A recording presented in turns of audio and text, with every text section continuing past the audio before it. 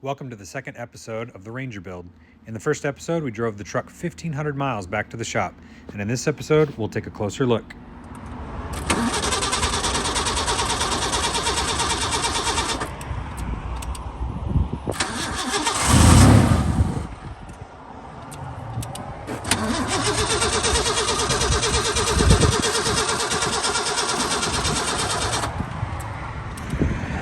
All right, we're here on another day. It's obviously much colder than it was yesterday. It was 70 degrees yesterday, and nice, and it is now snowing, and 30 degrees or around 0 degrees Celsius. We changed the starter solenoid on the truck, checked for fuel pressure, there was fuel, checked for spark, there was spark, and what I believe was happening was that there's some air in the fuel from having sat for a long time, like half empty.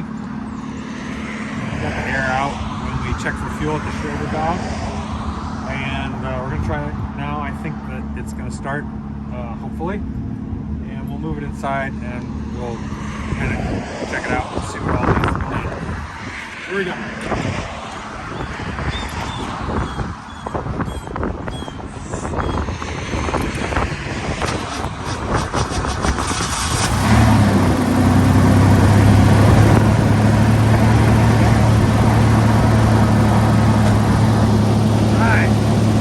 Started. So now we can pull it in the shop and take a look underneath where it's a little bit warmer.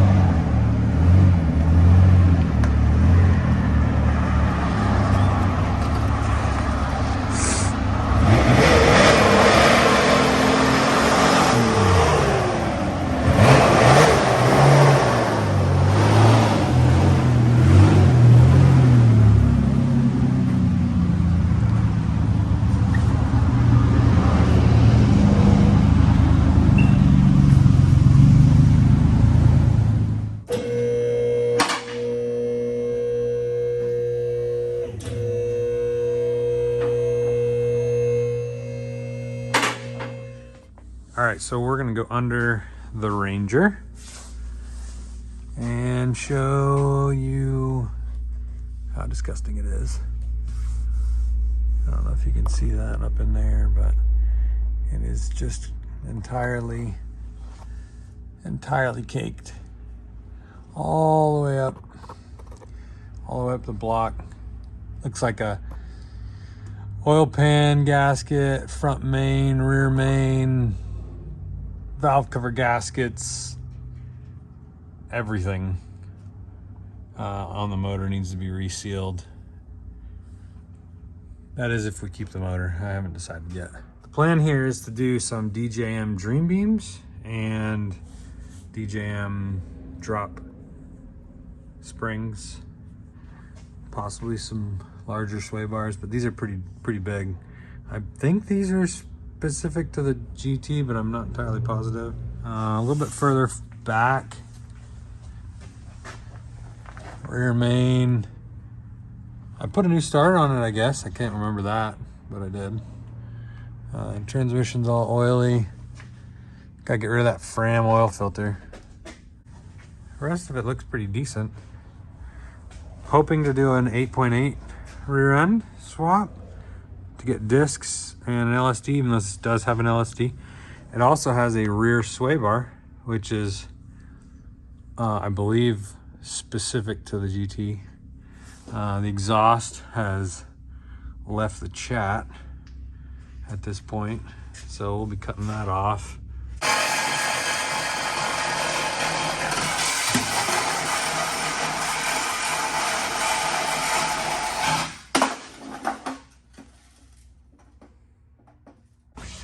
There is no rust on this truck despite being from Idaho. So we can see it's really nice. The only place that's got any rust is up in those wheel wells of the bed. It's everything, all of the GT specific pieces are all in good shape except for the front bumper. And that'll be something that we deal with eventually. It's well lubricated under here, so that's always good. I got some oil spilled in the bed, and so it's all oily over here, but really in decent shape. So it'll get lowered in the rear as well. Some lowering springs or some blocks. I don't really like blocks very much, but it's definitely the cheapest and easiest way to do things.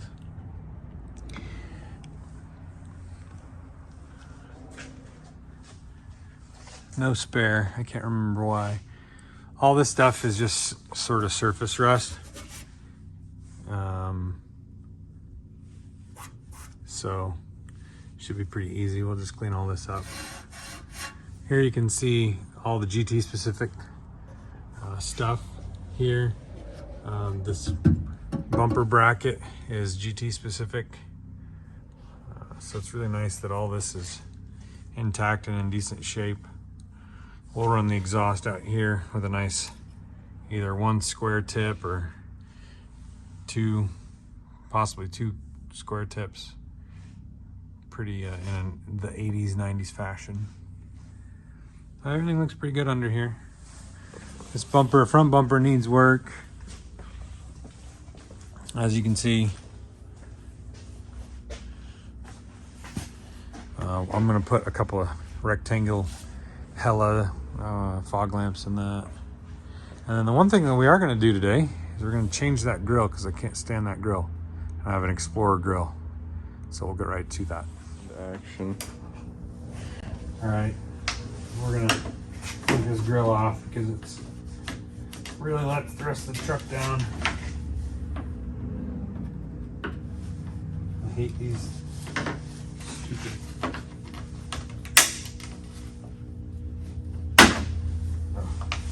I hate these fasteners because they never work.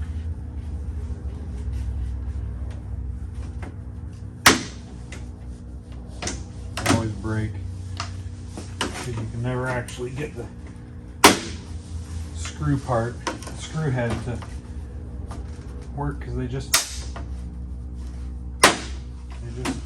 immediately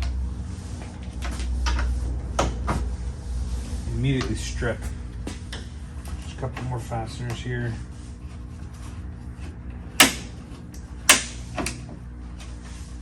Get that up now.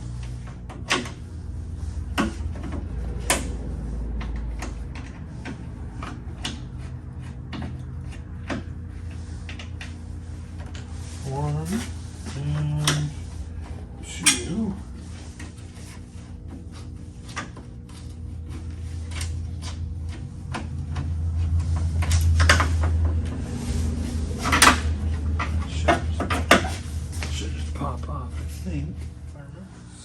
So I took the rest of that off. Oh, there's a little bit of surface rust. Get a little clip down here. I gotta push on.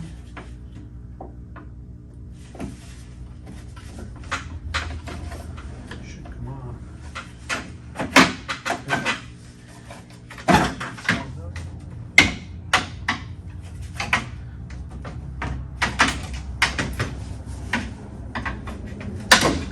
Here we go.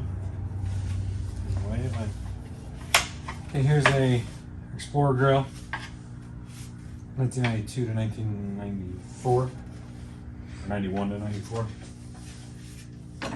Pretty easy installation.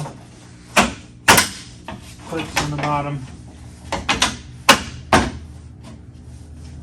couple of screws up top.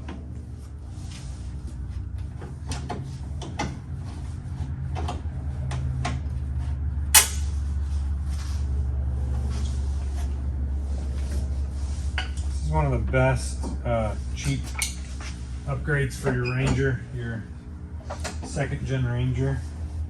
I'm gonna leave that little piece off. It goes on top, but in my opinion, it's one of the best ways to differentiate your Ranger from all the others.